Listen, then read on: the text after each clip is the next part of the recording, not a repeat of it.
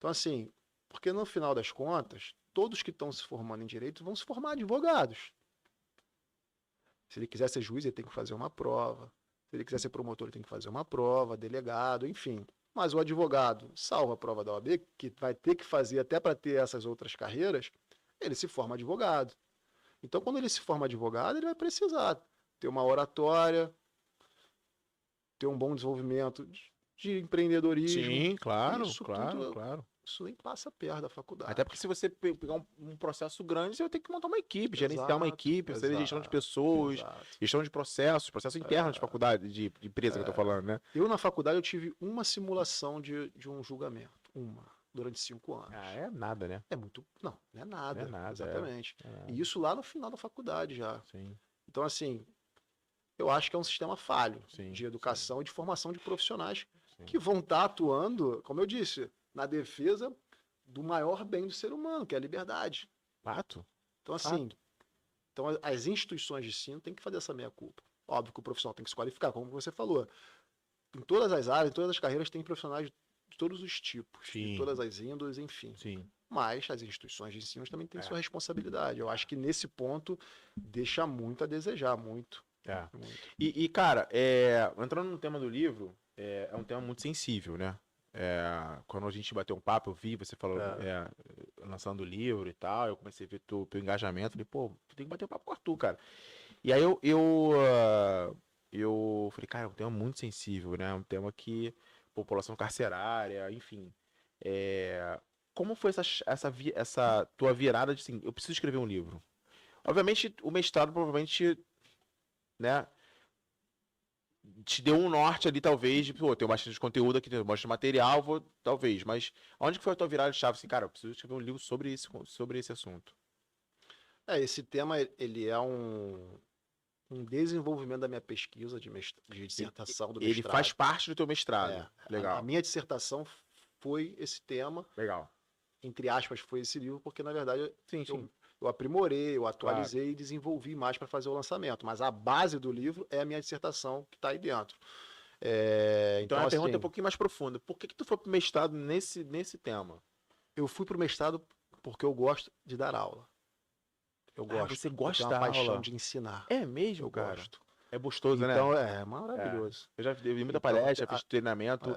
E é quando você se sente. Quando você aprende mais, você troca. Você fica grato porque o poxa que você aprendeu. Eu gosto pra caramba também. Não, sou apaixonado por dar aula. O meu objetivo com o mestrado era para dar aula.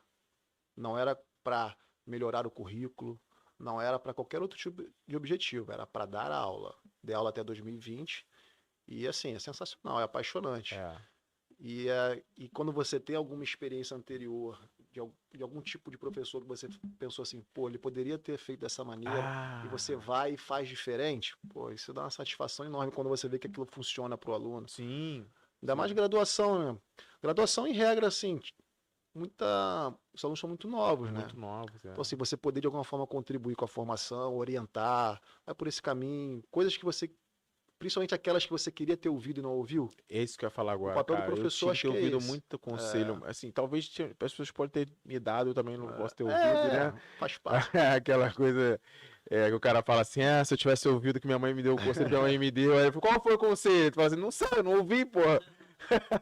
Mas a faculdade realmente a gente é muito carente de informação, muito perdido o que tá fazendo ali. Tem gente, talvez, por exemplo, a tua turma provavelmente entrou uma galera não formou, desistiu no meio do caminho. Teve gente que sempre. saiu no meio.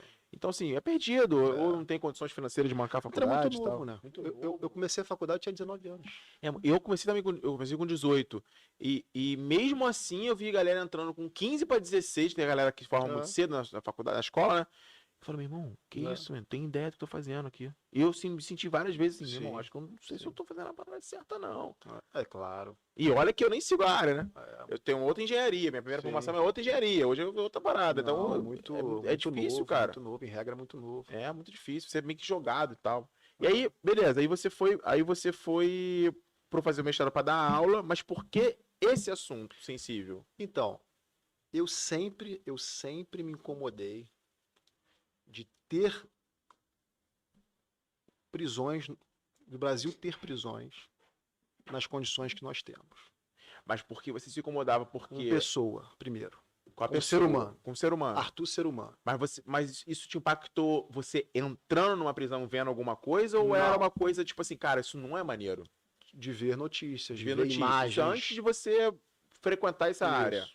Então, assim, era algo que me incomodava como ser humano. Cara, Tá. é uma vocação, irmão. Porque Antes. é ruim pra caramba também, mas não me tocava. É, Entendeu? Tô falando, sim, não me tocou como te tocou assim pra tu chegar a fazer a profissão sim. e escrever um livro sobre É. isso. É uma vocação E eu sei que é um assunto que ninguém quer tocar nele, É. entendeu? Mas eu sempre foi algo que me incomodou. Sempre. Sempre.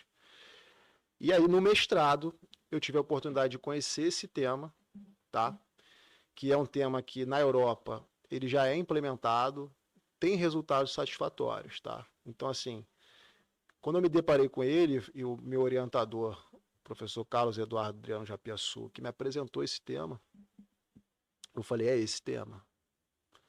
E quando eu vi que ele realmente tinha resultados práticos, e era uma coisa que eu aprendi muito com ele, vamos desenvolver um estudo, vamos fazer uma pesquisa de algo que tenha resultado prático.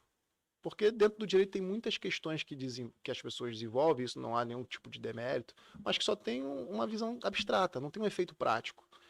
Então ele falava muito sobre isso e eu concordava com isso. Quando eu me deparei com esse tema, que trata das questões penitenciárias, das condições das prisões no mundo inteiro, eu falei, é esse tema. E quando ele tinha resultados práticos para apresentar, e no Brasil isso nunca foi falado, essa medida que eu apresento aí, ela é inédita, é o primeiro e único livro no Brasil sobre esse tema. Pô, que maneiro. Que Então, honra. assim, Obrigado pela honra. é o primeiro e único livro no Brasil sobre esse tema. Eu falei, é esse tema. E a partir de então comecei a aprofundar, tanto é que para que eu pudesse escrever a dissertação e posteriormente o livro, a bibliografia, né, os livros, enfim, artigos, grande maioria estrangeiros, Fora. franceses, São metodologias já implementadas lá. inglês, Que então, assim, você... não tinha uma literatura brasileira. Só para me explicar, o controle da execução penal brasileira, você está falando, é o controle da população carcerária. Não, vamos lá. Me explica até na prática. Vamos lá. A grande frase que carrega esse livro é aquela que você trouxe, né? O que acontece nas prisões não ficam nas prisões. E aí, ou seja, melhorar as condições das prisões não é só proteger os direitos dos presos, que é o que gera muito incômodo. Acho que é aí que é o... Mas também tutelar a nossa segurança pública nas ruas. E é esse ponto que, com o livro, a gente quer deixar claro. Ou seja, ainda que você entenda que aquelas pessoas precisam estar ali da maneira que estão, da maneira que está, perdão, pensa do ponto de vista que vai te favorecer. Do jeito que elas estão, a tua segurança pública nas ruas, ou seja, o teu caminhar, você atender um celular na rua com tranquilidade, isso vai ser afetado. Então, ainda que você não queira olhar para essas pessoas, olhe para si e veja que esse tema pode te ajudar a você viver com mais ego pro outro lado, né? Exato, entendeu? Então a grande mensagem desse livro é essa, e é o grande impacto na questão de segurança pública. Então, essa ideia de controle da execução penal é o controle das normas, ou seja, leis, sejam leis internas, sejam leis internacionais, tratados internacionais, que protegem os direitos dessas pessoas, ou seja, que vão estabelecer um tamanho ideal de uma cela, as condições de higiene, a relação entre os presos e aquelas pessoas que trabalham dentro dos presídios. Claro. Entendeu? O controle de você não deixar facções criminosas adotarem aquele local como uma extensão de quando ela praticava crimes aqui fora. Então, a ideia é de controlar essas normas para que eu tenha um ambiente em que esteja em conformidade com a Constituição. É o efeito rebote da história, né? E aí sim eu tenha um estabelecimento penal que realmente esteja enquadrado dentro de um Estado democrático de direito.